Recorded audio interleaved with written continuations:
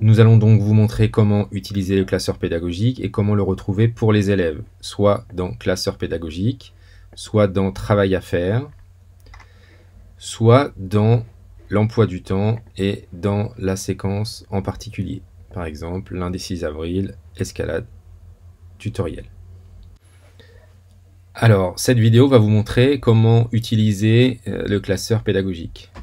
Donc, c'est surtout qu'une fois que vous avez créé, par exemple ici, votre cours sur l'escalade, donc avec ici une partie cours, par exemple, et une partie activité, hein, mais il n'y a pas obligatoirement de cours ou il n'y a pas obligatoirement d'activité, hein, c'est en fonction de ce que vous voulez. Il y a deux manières de les partager avec les élèves, j'entends. Donc, soit vous avez diffusé une copie A, donc par exemple ici, je vais prendre la 6e 5 pour le 6 avril, et donc je vais le rendre visible avant la séance, et là, ça apparaîtra dans la partie cours.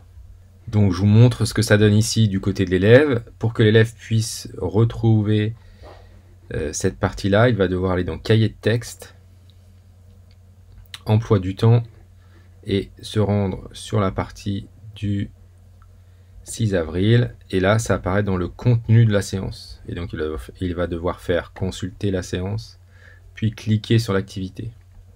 Voilà.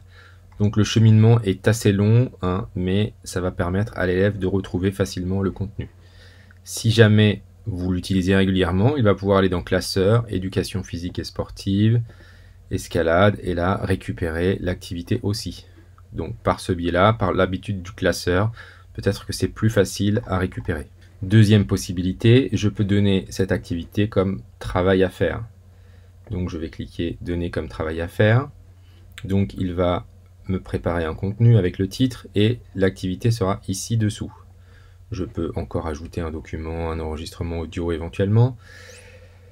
Et j'ajoute ici des destinataires. Donc on va reprendre la 6e 5, mais pour mercredi. Voilà, et je vais faire valider. Donc c'est sans remise en ligne, hein.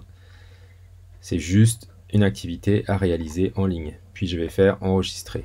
On se retrouve maintenant sur la session d'élèves. Si je vais dans travail à faire, donc pour le 8 avril, du coup ça va apparaître ici.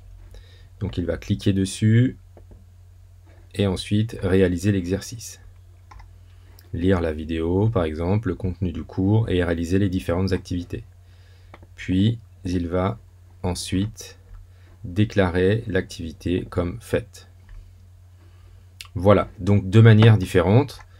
Si je retourne dans le classeur pédagogique, je retrouve toujours mon activité.